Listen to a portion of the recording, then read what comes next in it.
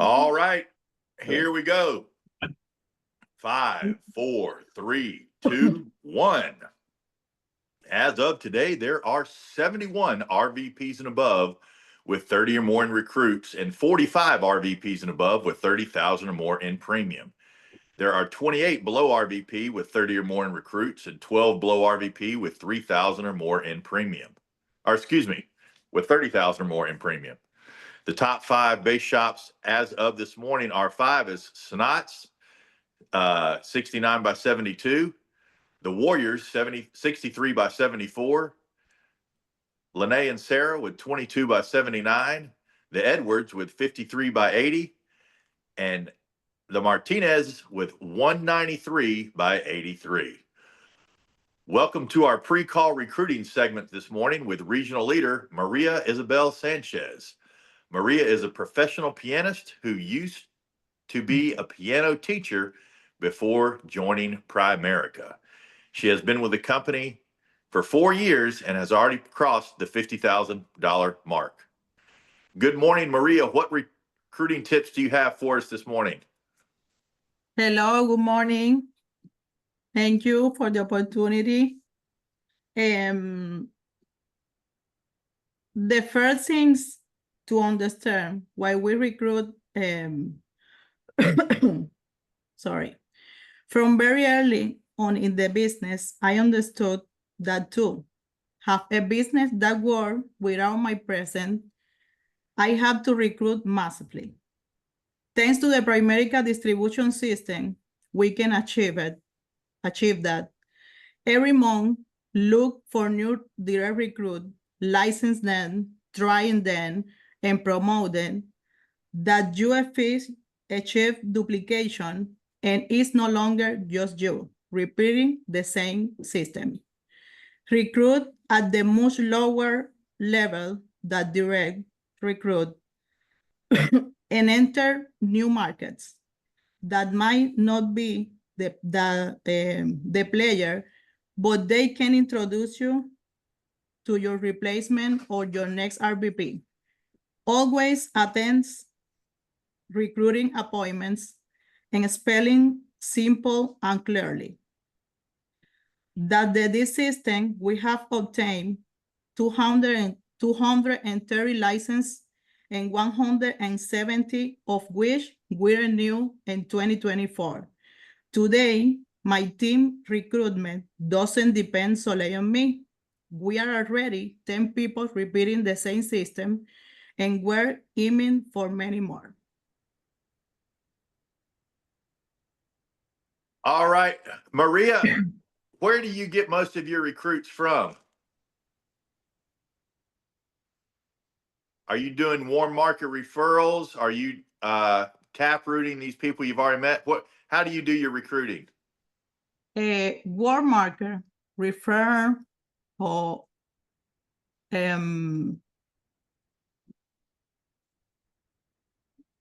And what is some of the things you say to somebody when you're trying to recruit them if you meet them out in the public with a warm market? Are you able to hear me? I'm sorry? We have it. Can you not hear us? Yes. You can hear us now? Can you repeat, please? Go ahead, Adam. Yes, ma'am. What are some things you say to a new recruit?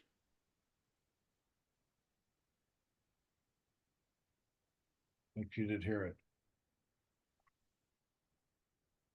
Maria, can you hear me? Yes. Sorry. Okay. The new recruit, the warm market is the best. I think are we having a language is this a language issue? I think so. Go ahead and ask the question in Spanish, Adam.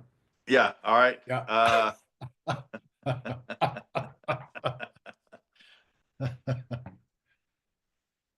All right. Well, thank you, Maria. To download Maria's recruiting tips and more, check out the tabs directly under the Big Hitter tab inside the community. All right. Thank you very much, Berea. We will get ready to switch over here in just a few minutes to the main call. We have Miguel Illidge on this morning. Good morning, Miguel.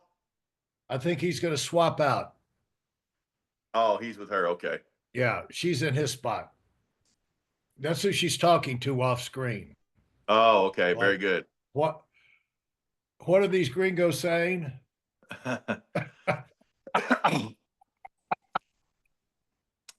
Yes, we What? clearly. Why can't these gringos learn how to speak Spanish like the rest of us?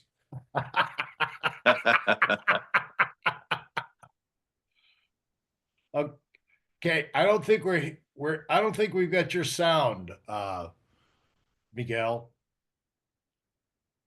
Yeah. Wait, I was in mute. Coach, Okay, we got you hear you. me now? Yeah. John, how are you? Hey, buddy, how you doing? Good. I didn't see you in a while. Good to see you. Good to see you. Good to see you too, Coach.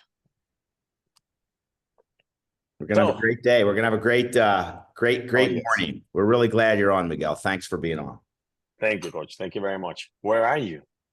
I'm up in Looks Philly. like- I'm outside of Philly for the summer. It's too hot down there. Oh, in Miami? Too hot. Yeah. We're used to that. Yeah. But it's hot. It is hot. Yeah.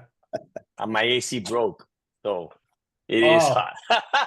Oh, So my AC works at night and very early in the morning. That's it. Well, you're in for a treat. Larry and Adam have been running a great broadcast, and I know they appreciate you being on. So I got a list of questions for you, but we'll let them start, and then Yeah, Coach.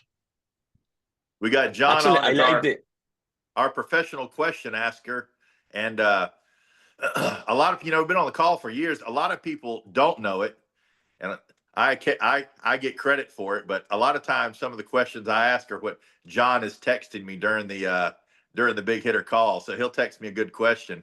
So some people say, Adam, you always ask the great questions.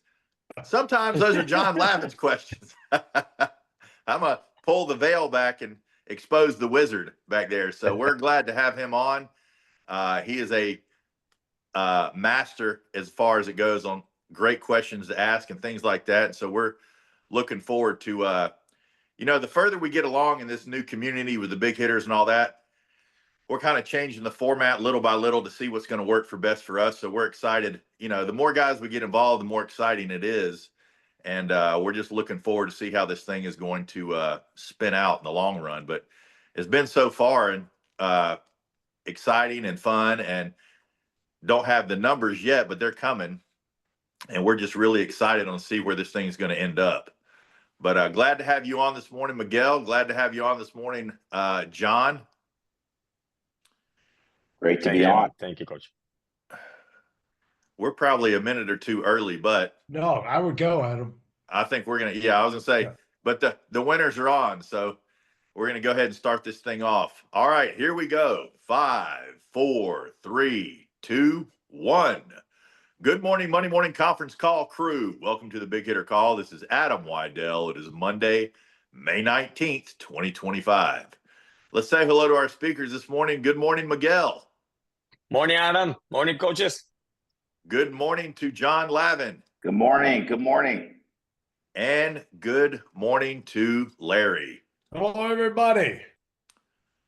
On today's call, we are spotlighting $1 million earner Miguel Illidge. Miguel has been in the business for 11 years, is a $4.3 million earner, has 5,000 codes, and is a Circle of Champions member. Also has $3 million earners in his hierarchy, including himself. Good morning, Miguel. Glad to have you on. Larry, I'm going to hand it over to you. Hey, Miguel. Again, it's always fun, and it's always great to tap into your energy, and you've had that all along.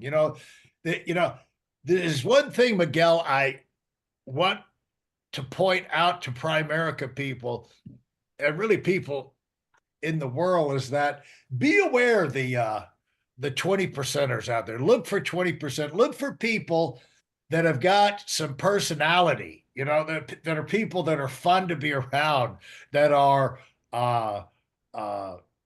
you know, that add some energy to your life too, you know, rather than you look at their, you know, some people, you look at their sad, sorry face and it's just like, oh, geez.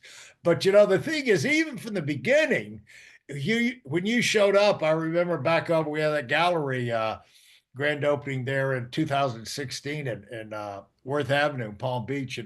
There's so much energy, so much expectation. Now, what we're at here now is 9 years later, and look what you've been able to do. But and I think that energy, that expectation, that forward, why is this guy so positive? Why is this guy so friendly? Why, what does he have going? Well, it was something in you. Some people have it and some people don't. And, hopefully we'll help some people make the transition to where they can get a little bit more juice and positivity in their life. But there's a whole lot of people out there that are like Miguel, and they haven't found a Primerica. They haven't found their dream, their opportunity yet. And, hopefully we'll be able to help some of them along. But there's a lot of people that once they find this thing, they're just already set up for success with the way they look at things, the way they interpret things, the way they react to life. And you were that guy. And it has kind of showed people would think with $4.3 million that you've never had a bad day. Okay? No, I do. Never. Very often. Never had anybody quit. Never had anyone, argue with you or promise you this, that, and the other, then they don't show up.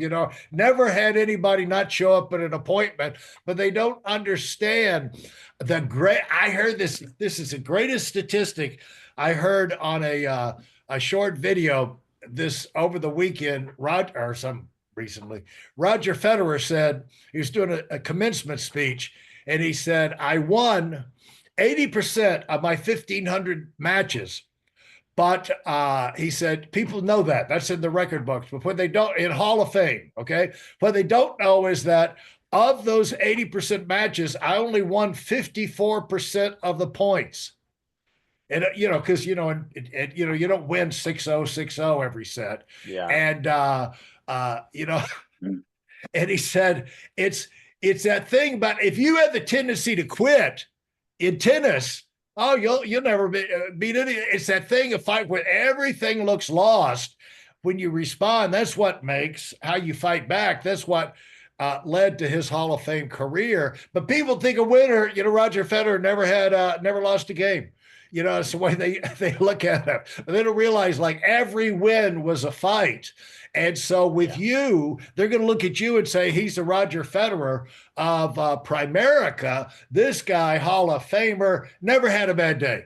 But they don't understand every week what this is like 9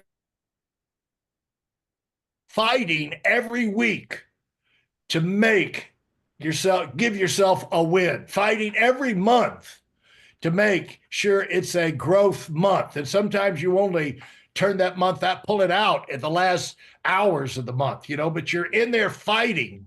And then when you win and you do grow, then the next month you're set up for success all over again. And, they don't understand the constant energy you have to put into it and, bounce back. And, somehow you've been able to put that together. So I just want to thank you for that. And so people are going to hear systems, are going to hear how you do it. I see you got your cars. Oh, yeah. Uh-oh, lost Larry. Larry, come back. Well, we may have to move forward without Larry. Larry. Yeah, he's got that Walmart Wi-Fi connection over there. He's trying to get the low end Wi-Fi because can't quite afford the. All right, well, I'm gonna. John, go ahead. Yeah, let's. He's gone now. He's gone. He's back. Am I back? Yeah, we're seeing your scissors and your pens. They're nice. Okay. I was saying you got it. Larry, we can't see you. We can't see we're you. Looking at scissors and pens. Huh. Looks like some Okay. artwork. Yeah, you're not on camera any longer. Okay. All right. Take it, Adam. I Go ahead, got John. you'll figure it out. There we go. Hey, so Miguel, great to have you on. I want to set this up a little different, because what you and your team have done, the whole Narajo hierarchy has caught the company and inspired the company. And, for any of us that have been around for a while, we've heard I've heard two primary keys that you in particular have made your highest priority. And number one is licensing, and that whole concept of the number of licenses. And we've been, and I think the company has made a change for the better in that. We've accepted and understood. You guys are exactly dead on with that. So licensing, recruiting, and getting people licensed became one of the highest priority in my senses. I'm going to ask you really to dig in. And then your goal setting with the deserving jar and hitting goals every day and monitoring that and keeping people accountable to certain personal activity every single day. And you've literally, when we hear from you, you challenge us and you always talk about those two things. But I want to go a cut deeper, okay? And what I want to ask you to talk about today is Hector has his 7 fundamentals. Hector has 7 fundamentals, and he literally, every time he talks, he says, look, these are the fundamentals that you must learn, and over and over and over. I am certain that you have a certain number, maybe it's the 7 and a few other things that you add, but I'm certain if there was an outline that Miguel Illidge follows and says, okay, if I make sure our team is being accountable and they're getting people licensed, then these are the fundamentals that I make sure are being done by my leaders so that I can develop solid, strong money earning RVPs who can reproduce themselves. And there are some basics to that. There are things you live by outside of the deserving jar and licensing. And so what I'd like you to do today is address Miguel's fundamentals. What are those other things that we don't get to hear about?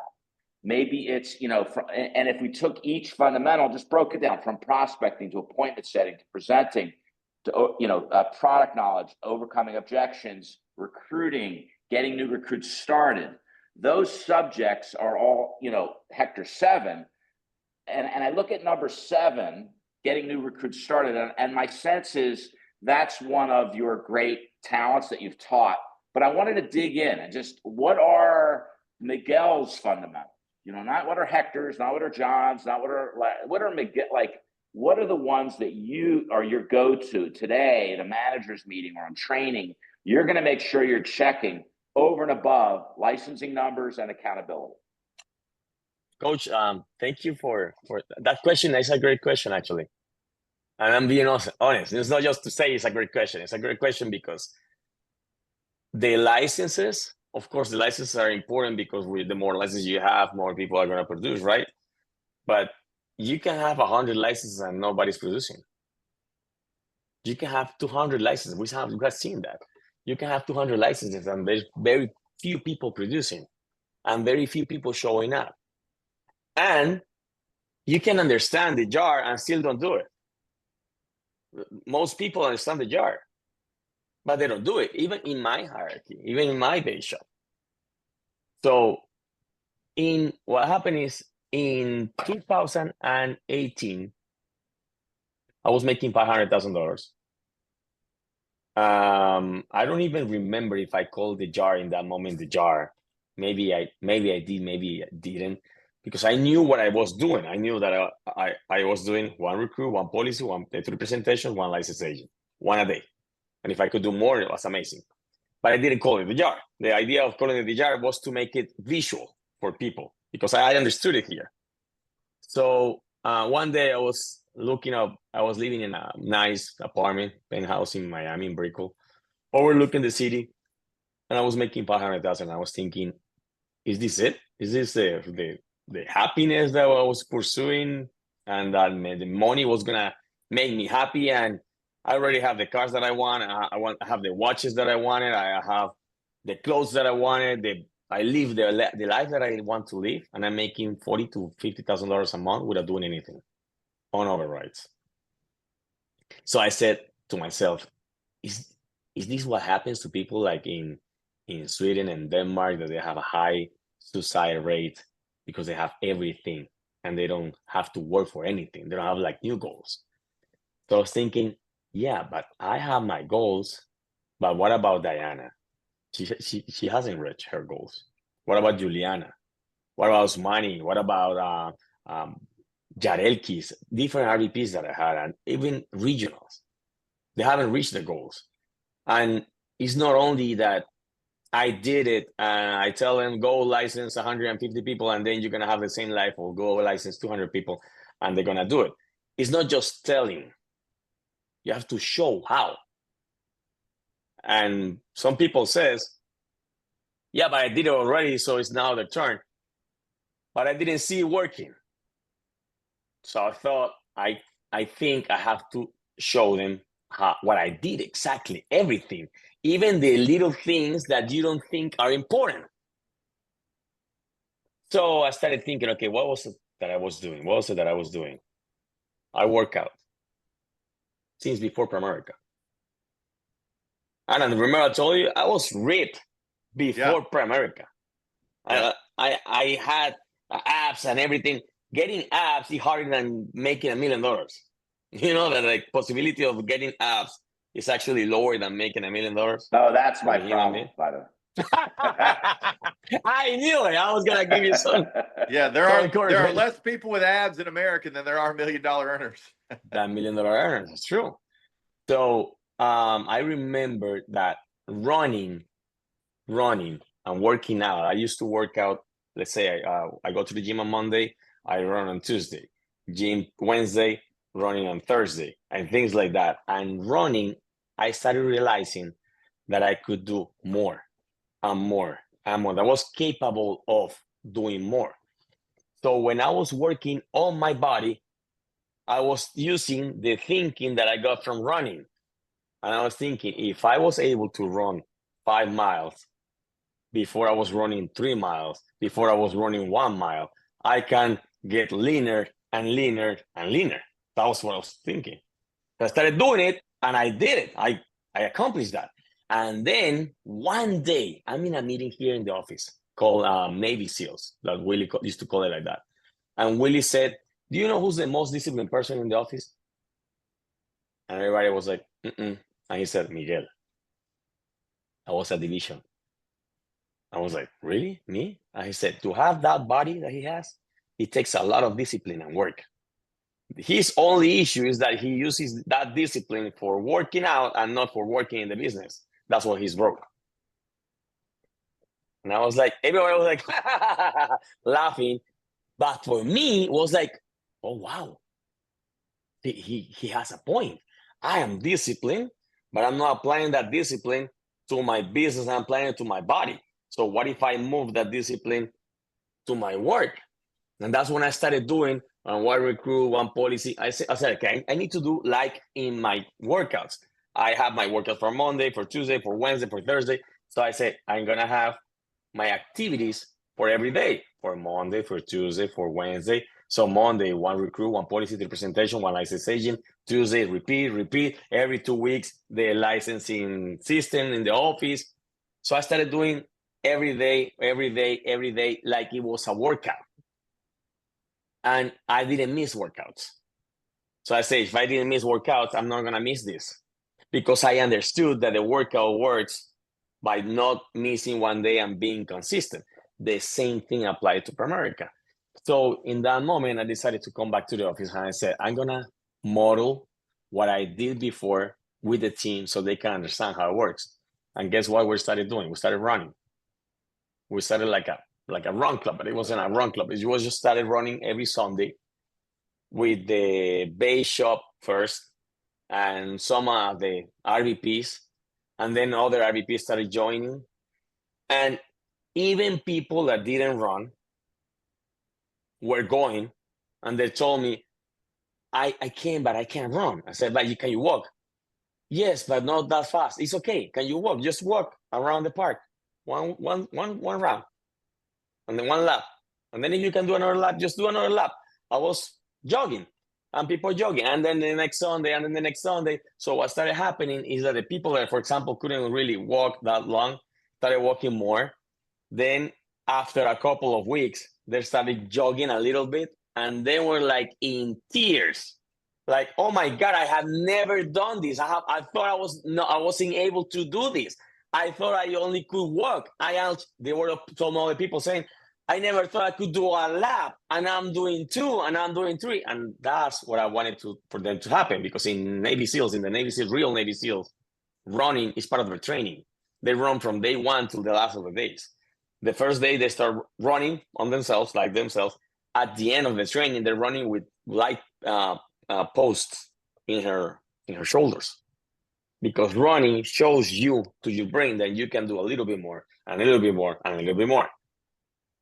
Besides that, I started doing something called RVP. Now it's called RVP Training University, but in that moment I was like looking for a way to have people in the office. So okay, my goal was, I'm gonna bring coffee and I'm gonna tell them to come and they're gonna have coffee. I did it. I brought coffee and they came. The second day they came. Third day they didn't come. I said, okay, coffee is not enough. Maybe I'm gonna bring some empanadas. I brought empanadas. They came and then they didn't come. But then I realized there's nothing important enough for them to come and stay and keep coming, except for personal development. When I started doing like personal development videos and trainings every day, I started with like 9 people, and we finished the first round was called a 30-day challenge. I wanted to do 90, but I knew that most people wasn't going to stay for 90. So I said, I'm going to do a 30-day challenge. It's easy. It's 30 days only. Can you do 30 days? Yes.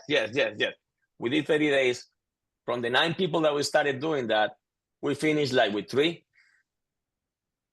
But I kept coming even when there was nobody there. Because what Willie told me one day, if people knew how good it is for them to be at the office early every day, they will never be late, or they will never be skipping days on coming to the office. So I was like, okay, how do I bring them to the office? And I said, Willie, I have an idea. I think I'm gonna do a training every day from 9 to 10. And he said, I don't think it's a good idea. I said, Willie, that's what I did with me. And he said, whatever you're gonna do, you have to keep it in time. You can't start things and then change things and start another thing and then change things. And I said, okay, I'll keep it in time. I'm gonna stay doing it even if they don't come.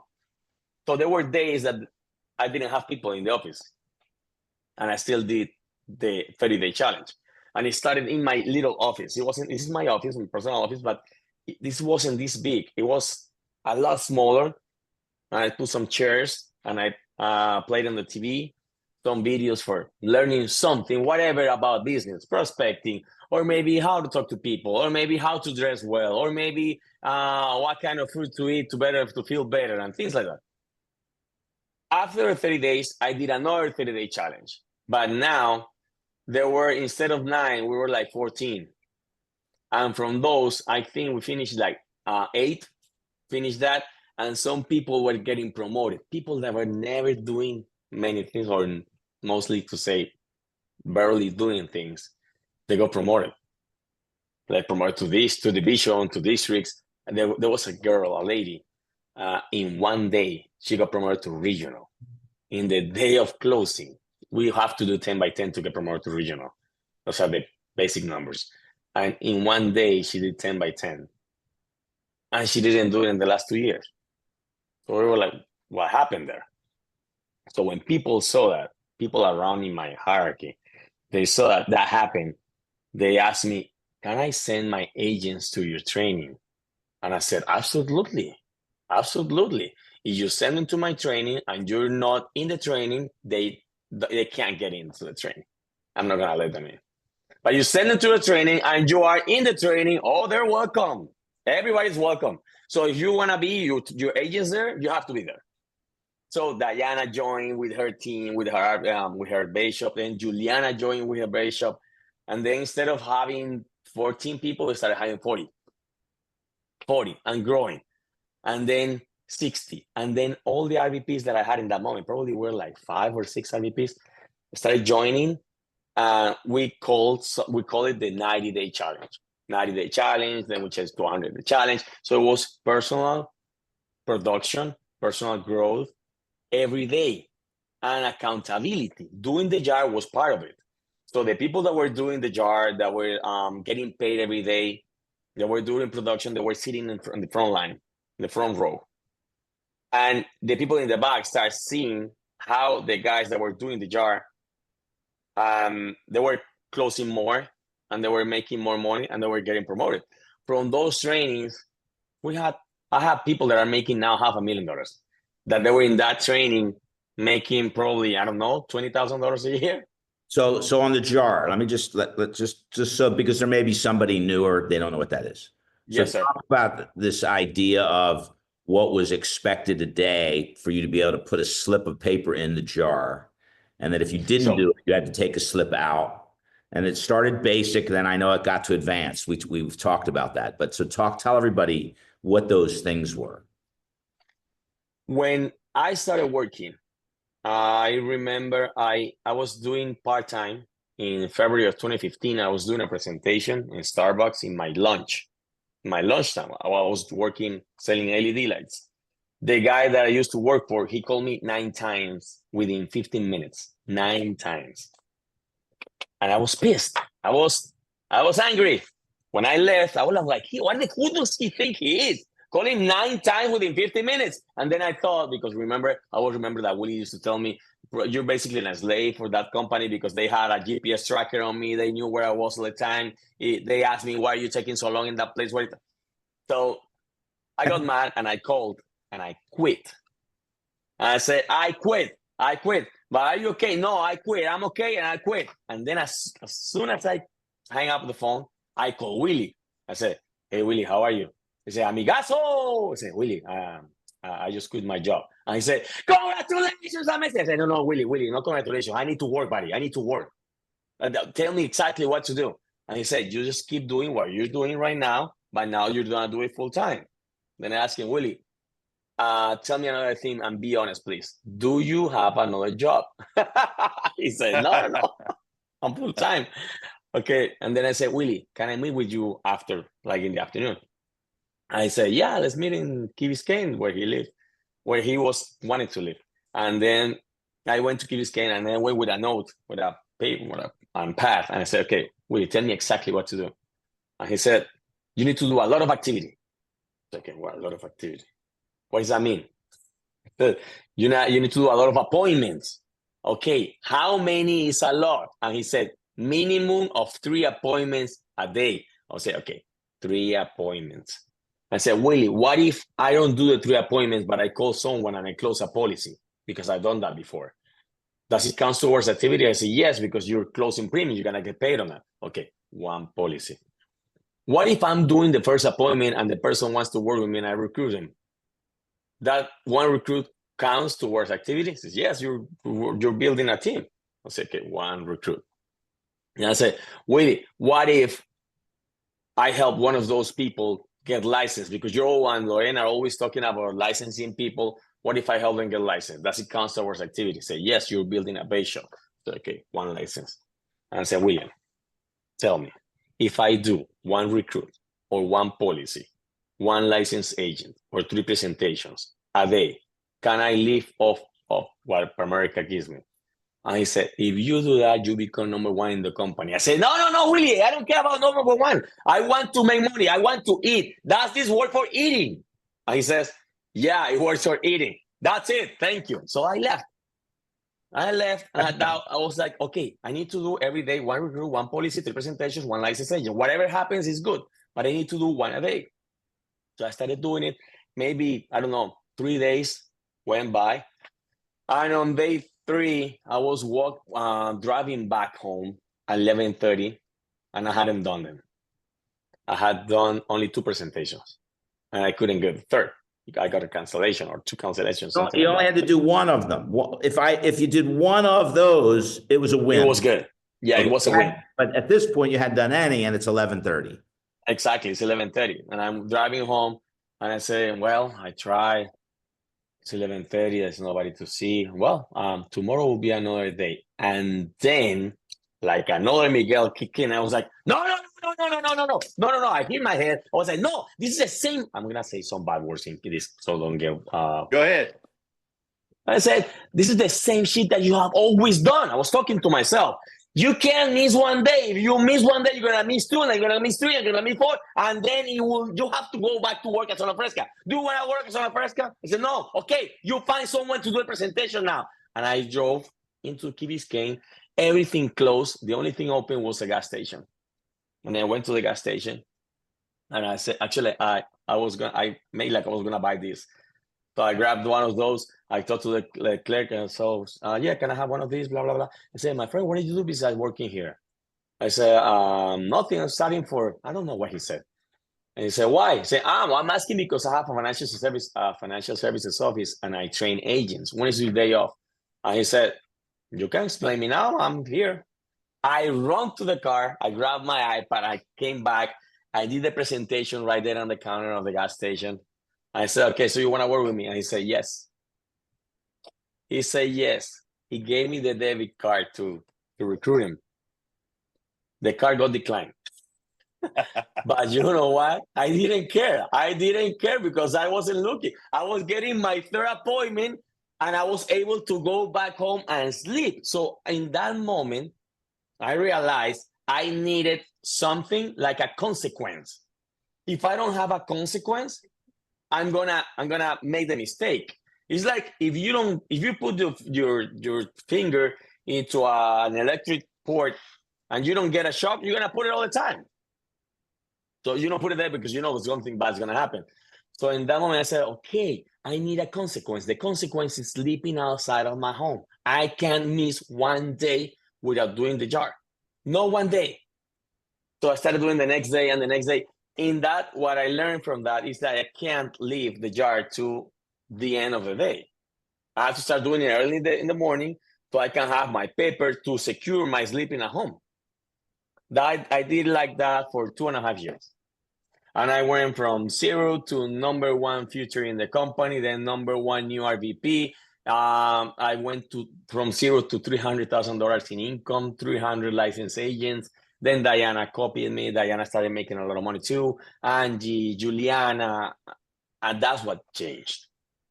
The whole work every day. So that is a foundational piece right there. Okay, so we thank you for clarifying. That's massive the way you describe that. So now let's go to the next. Obviously, licensing became big, but so now let's go back to your trainings that you did, because it sounds to me like that became and what those are, those foundational trainings that you all do. And I know now you all share it. And you have a lot of people like every day. It's crazy. Tell us about how it's evolved and what you're teaching. Because what I appreciate you saying today is about working out and about physical fitness and what you're eating and adding that in as those are fundamentals. You know, sometimes people forget about that in Primerica. So what are those things? What are those self-improvement? What are those basic fundamentals of Primerica that you're teaching? And how do you guys talk about that? So, Coach, in that training, going from that moment, that was like 9 people starting. Now we have in the RVP Training University over 1,000 people. Over 1,000 in Miami, Orlando, Tampa, Texas.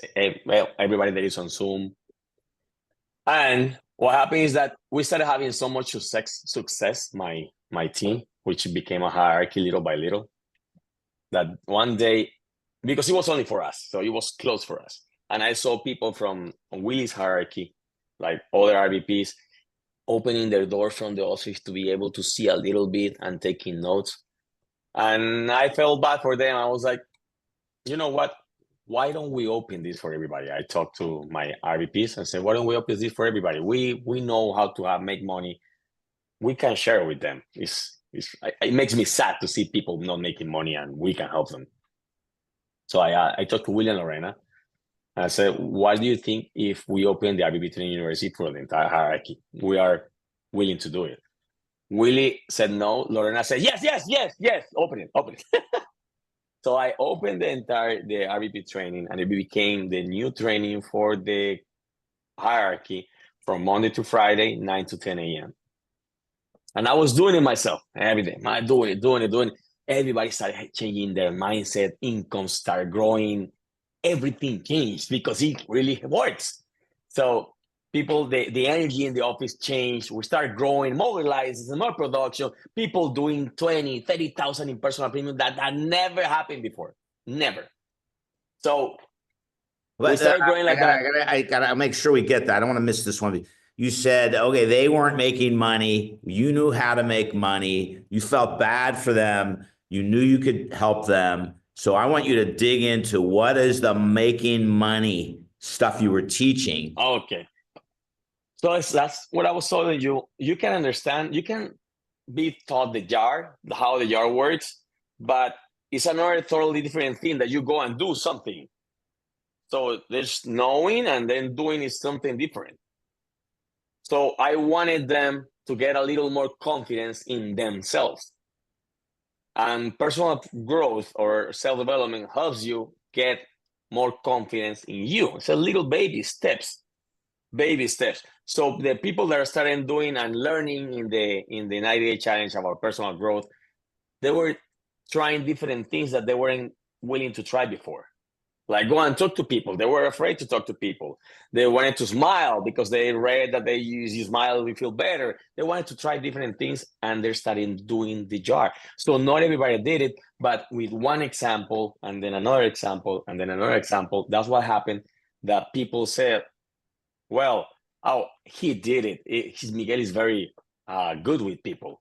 But then they saw Diana. Oh, but Diana is beautiful. And then they saw Juliana. But Juliana was good with teachers before. And then they saw another one, and they ran out of excuses. That's what happened. That you started seeing people from different countries, different backgrounds, all kind of things, all kind of issues in their lives advancing.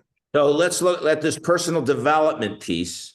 It sounds to me like you're talking about how to smile, how to speak to people, how to open up a conversation. Talk a little bit about because that became a primary skill that you obviously had, but others didn't.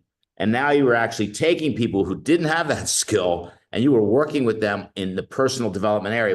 Were there books you were using? Were there courses they were taking? Were there videos they were watching? Was that one day was personal development and that was that day? I think that's how it is now. So talk about that. It was every day, coach. Every day was personal development. And I started using, for example, a book, Success is Not an Accident. I was reading the book and then I was teaching them. Then I was using another book, The Slight Edge. I was reading the book and then teaching on the book. And there was also the recommended book of the month. So people that had a recommendation to read a book. But there were also videos. I found videos. I bought training from John Maxwell, from Eric Worre, the guy from network marketing. I bought training from whatever I could find, whatever I could put my hands on. The things you were interested in that you enjoyed learning, you said, I'll use these things. I like them. I'll have everybody read them or watch the videos, right? So like even Eric Worre. And do the activities, do the exercises. In the books. Not only in the books, in the videos, they have exercises and you have to do this. And they were working on their exercises, like writing a letter for your future successful person in 5 years. Nobody had done that, and they learned to do that. And I remember them reading the letter and crying. So it gets you emotional. And different things, little by little, how to dress, why to be on time, why to be early, why to read, why to work out, why to listen to audios, how do you listen? So it became like a personal development thing in the office. What happened later that changed it was that we started having testimonials, right? And then people crossing 50, 100, and then diamonds or millions speaking on those days for X amount of time. We had so many people having success that the trainings became only that. Only people talking testimonies every day, different hours, every day. And then it was boring. For me, it was boring. And I said, this is not what I created. It wasn't a testimony thing only. And then I said, you know what? We're going back to how it was before. No testimonials. We're going to see testimonials on the graduation. And this is only training.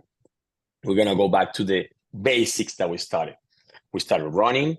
We started on trainings. And we started doing personal development and working together. And that's what we started doing again, probably like a month and a half or 2 months ago. 2 months ago, it became, again, the same thing that we built before. And people were like clapping, excited, because the new guy wasn't able to leave what we started doing on learning how to do those things. Now, when they see it, they're like, oh, wow, my God, thank you. We didn't know this was like this. We only thought it was people talking about how they made money, how they made money, how they made money. They were so good. Those were the testimonials. Now we're getting people again to training, to learning things that we don't know how to learn. So I share programs, and then people ask me, what programs? Say whatever you can find, brother. You just find something. Try 100,000 programs, and you find whatever you like and whatever works for you or done. There's not really the program that works for making people make money all their lives. There's different programs, but you have to be trying. And the one who benefited the most from that was me, because I had to learn to teach it, learn to teach it, but not only teach it as a professor, as a teacher. I had to apply it and make it work, so they were encouraged to do it too. That's how my income went higher than anybody's income in the office. And now again, we're doing the same thing. We have the RVP Training University from 9 to 10, Monday to Friday. Before, it was me running it every day. Then I asked for help from the top income earners. If you were $1 million earner, you have one day. Then another $1 million earner, you have another day. For example, Diana, Jorge Pinol, then Lorenzo and Daniela. But now we have so many. We have Rocio and Hudson, Fatima and what's the name of the other guy? Felix. We have another one coming.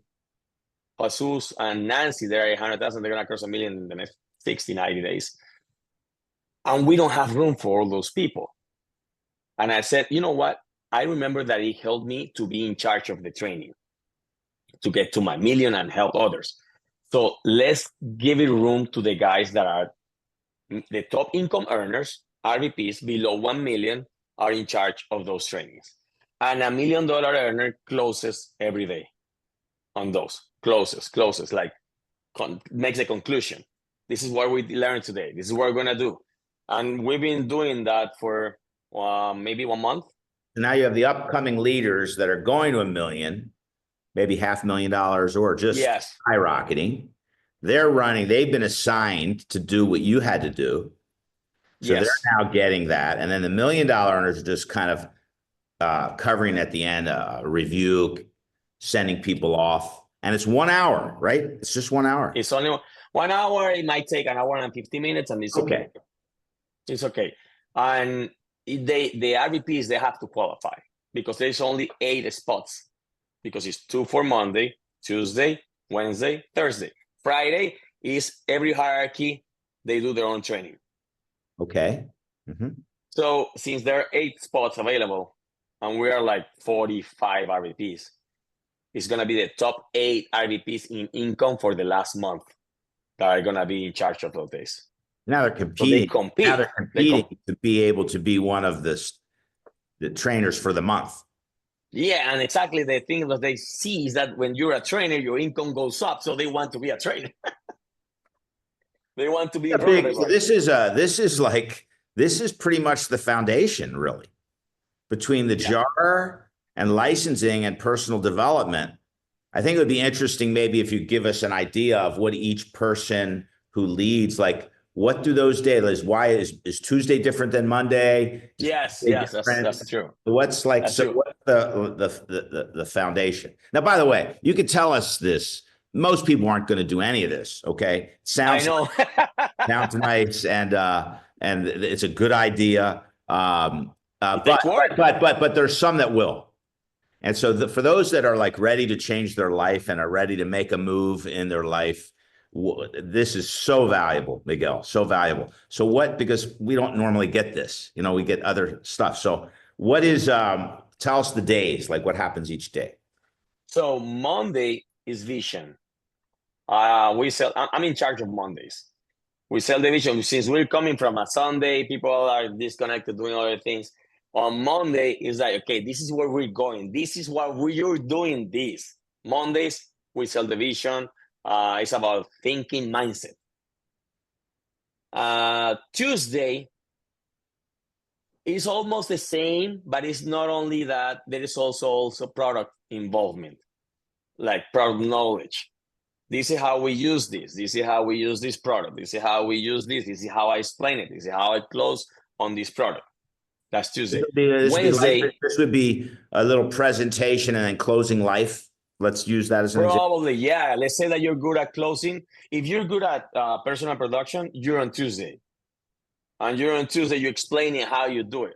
How you explain to the client. How many of these leaders are basically doing the same thing? So the format's been set because you did it, you taught it, they learned from you. But now you're getting the extra little, but they're teaching how they're closing, how they're making a recommendation, how they're getting the dollar commitment, how they're getting that thing issued, and right? Yes. How they interact with the client and how they interact with the agents. That's what happens. That they're trained. Yeah. So it's in that training. Not only how the client is receiving, making a decision, but really they're talking about how am I training my new agent to learn? Yeah, exactly. That's exactly what happens. How much of that is there? How much conversation is there about, hey, it's great that you produced. Who do you have producing? Like how much, who have you trained and developed that's doing it without you? I mean, is that a big conversation? If you're an RVP and you're making money, you qualify for those days. And I know that your strength is on personal production or personal recruiting. You're going to speak on that day, but you also can bring the top recruiters or top whatever is your strength from the hierarchy and make a panel, or you can discuss with them in front of everybody. They can do an example of how they do it. We're teaching each other. Like I'm telling you have actually the whole thing is we have to share. When we share, everybody grows, and when we share, is that how you really. The best way that I feel that this was a good thing for me and for everybody around me was sharing what I knew. So I encourage people to share. Well, if you're good at this, you share it. You talk to the RVP that is in charge of that, but your results show us if you are good or not. Okay, because that's Tuesday. It's a little more. That's Tuesday. Yeah. Wednesday is licensing. So from those 8 RVPs, the number 1 and 2 in licenses for the last month are in charge of the Tuesday. And they explain everything, how they do it, how they work with their teams, how they, teach them, or what's the mindset in their team about licensing, what they talk to the agent so they can go and take the license several times. Whatever, how do you get your results? So I want to just, so with all these ideas, some people would say, well, there's a lot of ideas, but then people get confused because there's a new idea and it's not aligned with the way we do it. Would you say, like, what percentage is very aligned where the conversation doesn't sound awkward at all? It sounds aligned. It's just all supporting the direction that you created when you created this. No, most of the people are aligned, but if let's say that you came and you spoke and your regional came with an idea that he thinks is great, but we don't think is that great, you as an RVP, you still talk to your team. But the $1 million earner at the end, remember that $1 million earner makes the conclusion. He comes and he sees that they were going somewhere different. He comes and put it again to log. Okay, this sounds cool, but this is what works for the hierarchy. Okay, so it is a hierarchy direction. Yes, the $1 million earners. But there's, yes, okay, got it. Okay, I want to make sure because That's massively important. Otherwise, people get confused. Obviously, there's no confusion with what you guys are doing. So I figured there was very high alignment, very high. It is. We are $1 million earners are sitting in the back together and sharing on how this day is going to close based on what's going on. And if you're a $1 million earner and you see something that you don't like, you say, hey, who's in charge? Jorge, look at this. When you're closing, pay attention to this and that. And say, yeah, I'm already writing that to go and close about correcting what he said or making it clear. Wednesday, big deal. The whole day is about licensing people. Yes. Okay. Yes. And what is it on Thursday? Lo que pasa el jueves, que no me acuerdo. Let me see on the schedule. I have it here. RVP training. Lunes, miércoles, Angie, Claudia. The Thursday is not mindset, it's not product, and it's not life insurance, but it's how to take advantage of, for example, the iPad. We give them an iPad when they do $3,500 in premium. Right. How to take advantage of the bonus. So the people that had the more district leaders last month, RVPs, they are on Thursday. So that's going to be talking about triggering the activities that field trainers that makes them move, that causes production and recruiting. And you have a few triggers built in that causes automatic production. One is the $3,500 in premium once they do from what I understand, once they get their license, they have 30 days. Yes. They do 3,500, they get an iPad, right? They get an iPad, yeah. And that how big is so how big is that? How many people do it? And it means to me that they better be trained by the time they get a license, or they won't know how to do it. Well, and what do you do with those that aren't yet trained? If you're not trained and you're licensed, you're gonna split. Okay. You have to split. Yeah. But if our goal is to get you to do 3x3 before you get licensed, all right?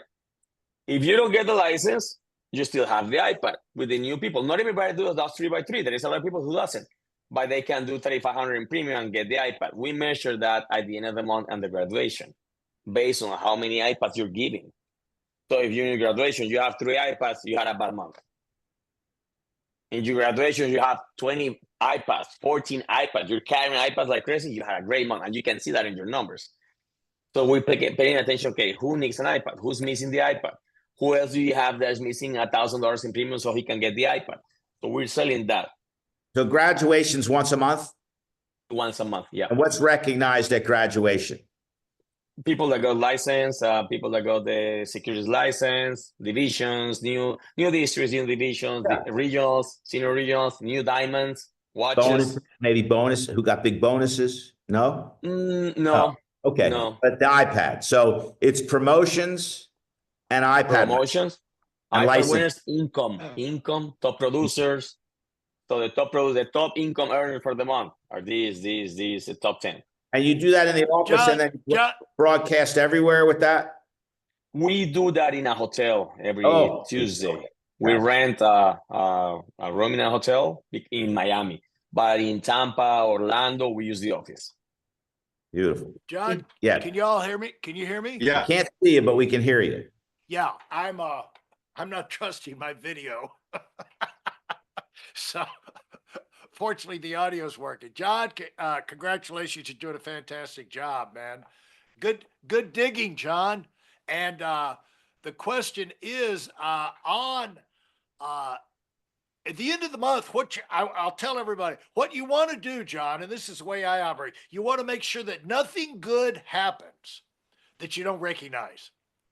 And see, that's what you recognize. You know, who got 3 recruits? Who's never had 3 recruits before? Who's got 3 people who had 3 recruits? Who had 10 recruits? You know, I used to have a massive checklist because I don't know about you, Miguel, even doing this stuff at the end of the month, I always was incredibly depressed because no matter how much, I mean, you can do $1 million in your base shop. Yeah. You know, I think eventually you'll do $1 million in the base shop. But when you do, let me just tell you about that. You're going to be super pissed because you probably could have done 10 million because of all the people that were hanging around and didn't do what they were supposed to do. But what The great thing, John, about this end of the month's recognition is it puts you back in a frame of mind, and it forces you to realize all the great things are happening, because when you're running this big mega mob like this, what works their way to the top is not so much the success stories, is the depression type thing. And the main thing is, if you're going to be Miguel, is to keep yourself in a happy frame of mind, so you can be inspired. You can teach this stuff, but do it in the right kind of way. And the one thing that you want to be unified on, John, is attitude and activity and results. That's where you want to have unity, and that's what these awards at the end of the month does. Like, okay, we're recognizing the guys have great attitude. They've been working. They got results. That's where our unity is, and we'll have pretty much follow the same pattern, but we're unified in that. Now, Miguel, I heard, correct me on this if I'm wrong, that you guys are like, it seemed like you guys are better than anybody else in the company in using the own company's incentives. Am I right on that? Yeah. We use them. Talk about that, how you use that, how you use the contest, how you use the individual incentives. Like, they squeeze everything the company offers like a massive orange and get every drop of juice out of it, John. And so they leave no stone unturned in terms of making the company pay to help them build their organization. So would you talk about that? Yeah, Larry, Coach, we use money, the money that the company give us. If you do 3x3, they give you this bonus. You finish your, you can pass, I think they give you another bonus. If you sign into the Primerica app, they give you this bonus. We use that. We don't pay attention too much to the t-shirts and sunglasses. We don't pay attention to that. We want people to make money. So whenever there is a new thing, if you do this 10 by 10 or 1 by 1, and you get another $100, we're using that, paying attention to get as much as we can. And the same as well as the travels, the trips. Whatever Primerica trip is coming, we're paying attention. Who's qualified? Who's about to qualify? Who's getting out of the contest? So it's like every day running for that. And what we know that help us the most is the licenses, because the licenses are the most, what give us the most points to qualify for a trip. So people know that they have probably 50 recruits around there hanging, and then can go talk to them and maybe license 5. They'll probably have, 75,000 points or something like that, which is a lot of points to qualify. And that makes them move. Also, we run incentives of our own. Like, maybe we're going to go on a boat, or we're going to go bowling. For you as a leader, you have to be creative on how to move your team and how actually to be present with them and work with them. I remember last month on the day of closing day, we were, BHC was at 100,000, which is low. It was at 100,000 on closing day. And then I came to the office and I was like, I'm going to do something to close the month a little better. And I brought a roulette, like a thing from a casino. So I said, okay, anybody that closes $1,000 in premium has a chance to make the wheel turn and get whatever the price is there. Maybe it's a $25 gift card. Maybe it's a $0. Maybe it's a $7 gift card. Whatever comes there. And if you do a max premium, you have 2 turns. And every time you get, I don't remember exactly how it was, but it was like a roulette, and people were closing policies and turning the roulette and winning gift cards. And they were like, I want this one. And then I was like, oh shit, I didn't want the big one. I just want the slow one, but I'm going to go and close another one. You'll see, I'll come back. And they were going and coming. And in that day, we closed 40,000 in premium. Wow. By doing that. My other RVPs, when they saw that, I told them, hey, I'm doing this. In case you want to do it, they said, in case, are you crazy? We're all doing it. Everybody started doing it. And now, do you know what happens? Our agents are mostly Latino, but not American-born Latino. So they have papers, right? Immigration things. And when our president came and started holding on the paper from some people and deporting, a lot of agents got scared, a lot. So our numbers were like, oh, they slowed down a lot. And then we said, okay, well, it happens, and that happens to us. That's our market. Let's figure it out.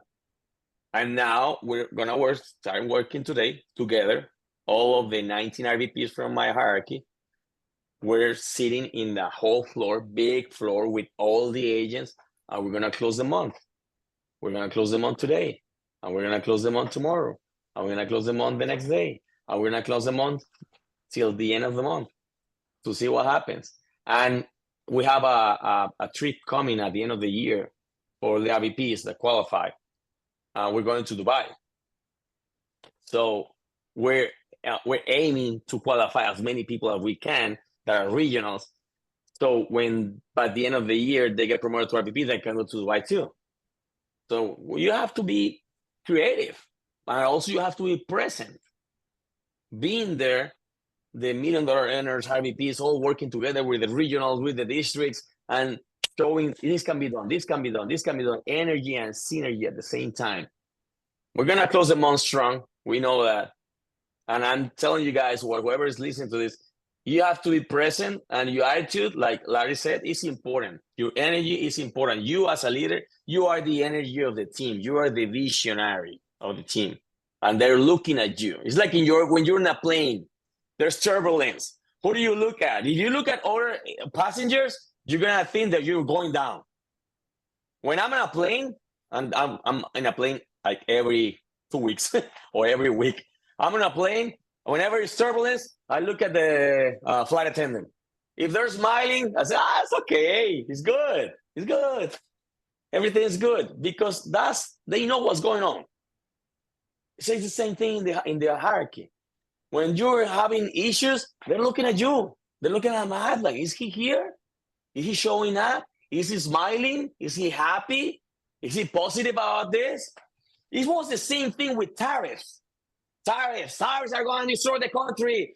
Tariffs are bringing everything down. The cars are going 35% up. I'm like, I'm going to look at Donald Trump. He's my outline.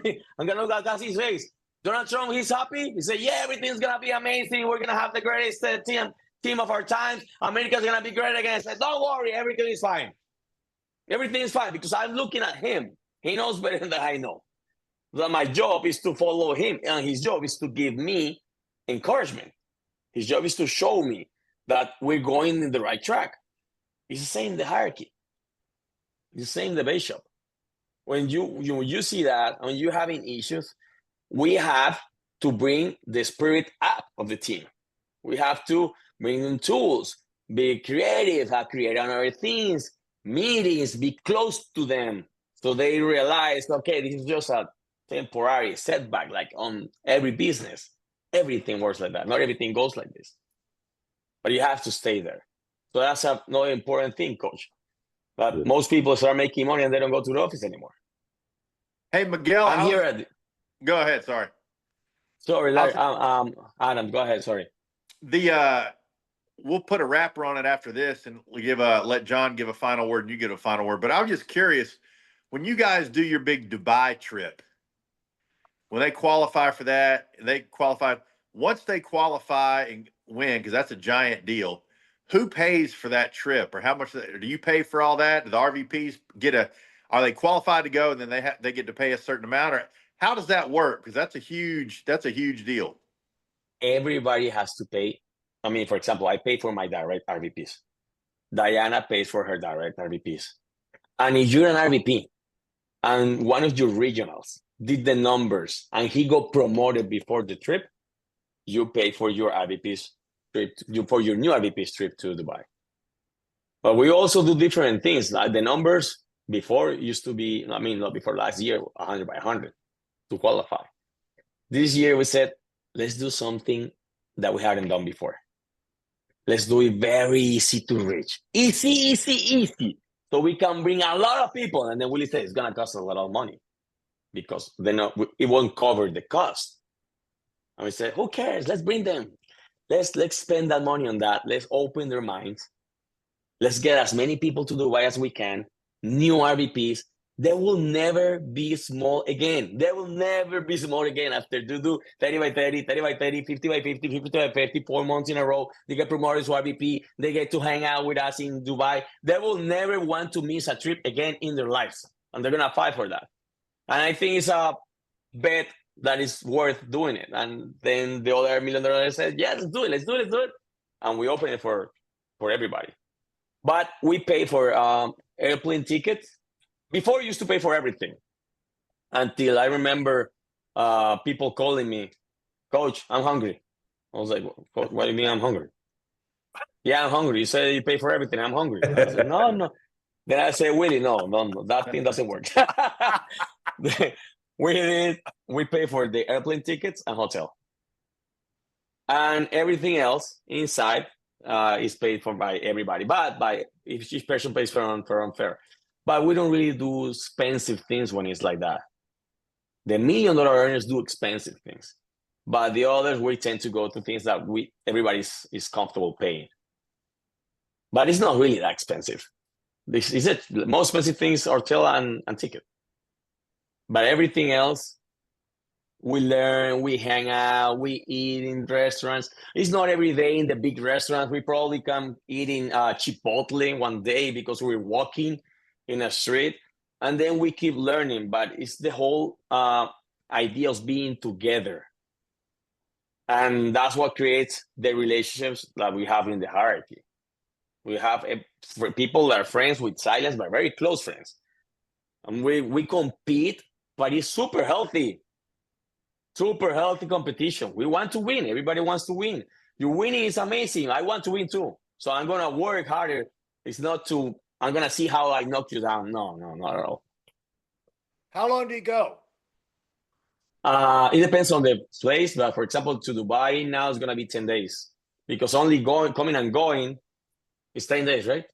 Coming and going is like 3 days. Right, yeah. It's far. Yeah. But it's cool. And when they came back, their mindset is different. My mindset was different when I came back. I was like, hey, I need to make more money. And actually, next time I want to stay with $1 million earners.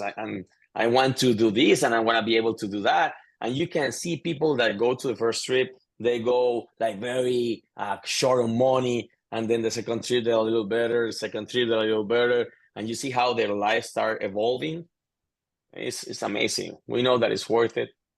And we're going to keep doing it. All right, John. Creative. John, you want to give a final word, and then we'll let Miguel give a final word? Well, I this has been brilliant, wonderful. This has been really a classic a meeting. Here's what I'm hearing is it all started with you, Miguel. It all started with you quitting your job, making the decision that I've got to make money. How do I do that? And then actually doing it. That deserving jar, that daily activity, the discipline. And then I heard a lot about self-improvement and personal growth. And then I heard ultimately leadership is everything. Yes. It's all about somebody making a decision to lead a group of people and to take the ball and run with it and make sure they're leading and being an example. And so thank you for being that. This has been great. Thank you, Coach. Final word, Miguel? The final word is that we behave like what we see.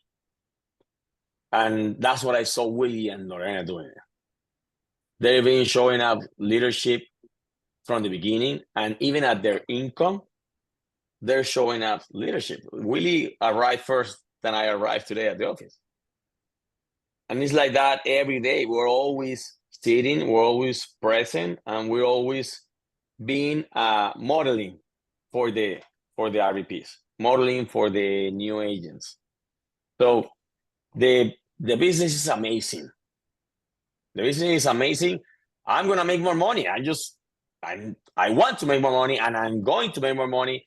So if I want to make more money, I have to deserve that money. It's not just to say I did it 5 years ago. No, I have to do something today, because what you did 5 years ago worked for the last 2, probably 3 years after that, or 2 years. But I have to do now that works for the next 5 years, and then keep improving and keep implementing new things in the office. And everybody can do it. I know that most people are not going to do it, as you said, Coach. But dedicate 1 year. Do it 1 year to see what happens. What's 1 year of your life? Nothing. Maybe you double your income. Thank you for the invitation, coaches. It's a great opportunity. Thank you, Miguel. Man, what a fantastic call. Remember, you can download this or go to it through the Big Hitter community and not only listen to it again, but you can get all the transcripts from that too. So you don't have to go through and take notes. You can highlight. But John, thanks for being on this morning. Fantastic job. Unbelievable. Glad for both of you guys to be on this morning. And we're looking forward to what's coming in the future with both of you guys as well as the community. But a great call this morning. Great start off to the week. Hope everybody has a great rest of your day, and we will talk to you soon. Everybody keep filling up those jars. Awesome. See you Thank guys. you, Coach. Have a great day. Thank you. Thank you.